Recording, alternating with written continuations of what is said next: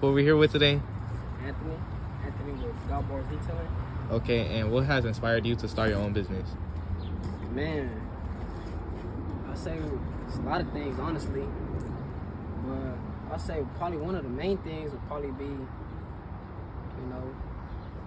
wanting money, Yeah. Want to pay for my own stuff, not having to depend on my parents, be independent, really, young.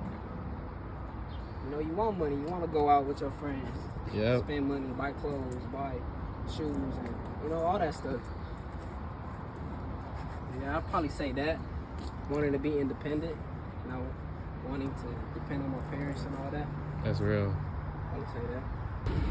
All right, Anthony, so what challenges have you faced as a young entrepreneur and how did you overcome them? Oh, I think really challenges maybe as young entrepreneurs, probably my age, Like I'm not able to do things like as an adult, so my age. I can't go to the bank, get a loan. I can't register as an LLC, do all that, as far as like the legal side of things, because, my age, I'm still a minor. Like when I got the van, I couldn't really, I had to do it through my parents, So I'll probably say that, probably my age holding me back. Like being a minor with that and all that. Yeah. Probably say that. I think I overcame it, because luckily my parents, they saw the vision. I pitched it to them, like, hey, that's what I want to do. And y'all helped me, they did what they can.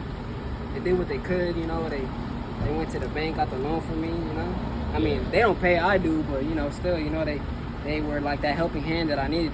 And to be honest, I don't think I could have done it without them. I probably would have been behind, waited till I was 18, and then went from there, but, I did it. It's already been a year with it, so I'm cool with it. Yeah, that's dope. So would you say you're grateful for what your parents have done to you? Yeah, for sure. Forever grateful. I think I'm lucky, I think a lot of people, they be bashing on their parents, like, my parents don't want to do nothing, this and that, but I got lucky. My parents, at first, they probably didn't see the vision. They probably, didn't see like, oh, it's gonna take it this far. But now they see where I'm at with it and how much, money I was bringing in. They're like, oh, okay, well, you got something there. Yeah. So let's invest into your vision. Let's take it to the next step. So I think very grateful for them, for sure. So we back. How do you stay motivated and focused on your goals? Motivated. Well, me. My motivation is like the next step, what are my dreams, what are my goals, Yeah. Like where I want to get to, being where I want to get to, like I told you before, like what motivates me is like getting to the next level, the next step, like I want it so bad I'm gonna get there. Yeah. So I'm gonna devote every day, every time, every day, every minute, every second, every hour of my day to get what I want to get and do what I want to do, like I want to get there, so I'm gonna do it and I'm gonna get it. I say that's probably my main motivation. Probably like, like seeing the vision, like, oh, like I could be here one day, and I want that. I want it so bad. Everything I'm gonna do is gonna go towards that, and go towards like the next level. You know what I'm saying? And for people trying to start their own business, why do you think it's important to invest in your vision? Well, first things first, always believe in yourself. If you believe in yourself, that's all you need. So you should invest in your vision. Like if you got a vision, man, there's no limit. You could do whatever you want. Like you got a vision. If you really got a vision, and it's a good vision, why not? Like it's what you want to do, go do it. You know what I'm saying? Like I think what's good is like what you're portraying, like making something out of nothing. Like, that's good, like you don't got it, so go get it. Yeah. Make something out of nothing. You started from here. Why don't you get up here, like type? You know what I'm saying? Like I think that's really good, and I support the message you're portraying. So I fuck with it. All right, Anthony. So what advice would you give to people who come from the same background as you? in the background. Oh, lock in. Lock in. It's crunch time. It's time to go get it.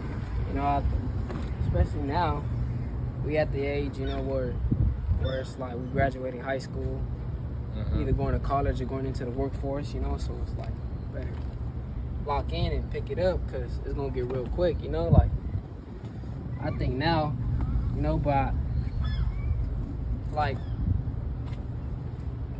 yeah, lock in, you know, especially now in the time of age that we are in right now, like there's so much opportunity out there. You could do anything, like with social media, you know, like TikTok, Instagram, YouTube, all that, like whatever you like to do, like just put yourself out there, like you can go viral, like old girl with the hawk too. Remember she said 2 words, like she said that's all she said. They asked her questions, all she said was 2 words, bro. And now she's talking about starting her own podcast, like that's crazy. Like what? Like all you said was 2 words. You know what I'm saying? Like it just shows. That's a prime example. Like damn, like anybody could do it. Like she was out there. Someone came up, asked her a question, she went viral. Like you know, if she could do it, you could for sure do it. You know, like why anybody not? could do it. Put yourself out there. You know, like, learn your shit, get on your shit. Just do it. You know. Just do it like Nike. There you go. Hell yeah. So right now you out here doing your engine and shit, but what are some short and long term goals you got for your business? I think long term is obviously, you know, longevity. Right? Longevity. I want to be in here for the long run, not the short run. You know, I'm not in here. I'm not in it to make a quick dollar, a quick buck. You know, like I want this to last a while, a lifetime, you know? That way my kids and my kids' kids, like they said, they ain't got to worry about none of that, you know? Yeah. But I would say that longevity, pretty much. But I think in terms of short-term goals, I would say like eventually, you know, hire workers, open up a shop, scale the business, expand like my services, offer different things, you know, just to diversify the portfolio, you know, so that way, you don't always want to put all your eggs into one basket. You want to have your shit diversified, you know? Like, get into real estate, have multiple businesses, have multiple sources of income. That way, you know, if something's going bad, you have your other things to rely on. I would say that. And then, what are some role models that inspire you? Oh, role model. Hey, I think I look up to my brother a lot. You know, as far as like him just spitting game and like telling me spitting game and like giving me advice about like the financial world. You know, like taxes and tax write-offs and CPAs and stuff like that. You know, just to look out for me. Tells me like, hey, like you should do this, do that, like you should offer this, offer that. And then also like I got family that own businesses too, you know, they also like, you know, I look up to them because they're doing it. Yeah. Like, they have their own business, so like of course I look up to them, you know. I would say that. Okay. Alright, Anthony, so what has been the most rewarding part of being an entrepreneur? Freedom. Being your own boss. Creating your own schedule, working when you want to work. Okay. Really not listening to nobody. Really, I would say rewarding. You know, feels good. Say I got my own business. Especially at a young age, you know. What age did you start your business? I started when I was 12. 12 years old. Yeah, it was March of 2020. When they had sent us home from school. I started cutting grass and washing cars. I personally gravitate more to washing cars. Okay. Little by little, started buying stuff, going to classes, watching YouTube videos, and I like, damn, I fell in love with it. Like, it's cool. It's therapeutic to me, personally. Like, it's quiet. It's quiet. Listen, like, it's quiet. You don't hear nothing over here. Besides that. Besides that, but you know what I mean? Like, it's quiet. It's cool. Like, nobody bothers me. By myself, you know? Yeah. And you rented out you got this whole van by yourself, all these supplies? Yes, sir. Look at all these supplies. You got everything, bro. Whole van at 16. Yes, sir. That's crazy. 16. But yeah, back to the most rewarding part. You said it was Said it was freedom. freedom. Yeah. Creating your own schedule, work when you want to work, you know, like if I don't want to work Sundays, I'll book everything Saturday. Whatever I can't fit in Saturday, I'll book it for Monday. Okay. Etc. You know, like work when I want to work. So freedom is one of the most rewarding things of being an entrepreneur. Most definitely, because like, especially now, we getting older, you know, a bunch of the homies getting jobs. Yeah. I'm like, hey, fool, let's kick it. I got work. And, you know, like, but with me, hey, you want to kick it? Yeah, all right, no shit, I got you. And I'll just move the clients to, like, I'll just move them. And I'll reschedule them. And book them in, whatever. Hey! Book them in, whatever. And, like, you know what I'm saying? Yeah. Create my own schedule. Pretty much. That's dope. But like also, you know, what comes with that is like, you know, sometimes you lose money because clients want it done then and there, you know. Yeah. So like, if you reschedule, then you miss out on some money.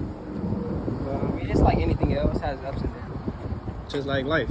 Yeah, exactly like life. You have your ups and downs. Yeah. It's how you bounce back and get back up from it, you know. Alright, so in this interview of how has starting and running your own business changed you as a person? Maybe more mature. Maybe more I'll mature? say that. You know, when you start your own business, you know, it's nothing easy. You know, so grow up quick. Yeah. You gotta speak grown. You know, because you're dealing with a lot of grown folks, so you gotta like, you know, you can't be using slang, you can't be cussing, like, you know, you gotta speak the part, you know? Yeah. So, I would say that. Growing up quick, and you gotta deal with, like, and you gotta, like, learn the terminology, you know, like, learn the business words and all that. Because you don't want to ever be in a conversation and you don't know what's going on. Yeah. You know, you don't want to feel left out in the conversation. You don't want to get lost into what people are saying, so that's why you learn the terminology and everything they're saying. Did he learn how to conversate? Yeah, I did. But the way I learned was, you know, just trial and error. Trial and error. I talked to a lot of people, and me, like, I'm a yapper, so it was easy for me, you know, like, I could talk to anybody, Yeah. and then had a lot of other people, like, you know, just put me on game, like, hey, speak like this, speak like that, you know, use your hand gestures, speak clearly, take deep breaths, drink water, like, that's a big one, too, like, you can't have your mouth dry, because then you start mumbling and stuff like that, you know. I would say that's a big one too, you know. Learning how to talk and learn the vocab and the terminology, because you don't want to, like I said, you don't want to be like left out. Okay. So you might end up getting played, you know, like sign a bad deal or something.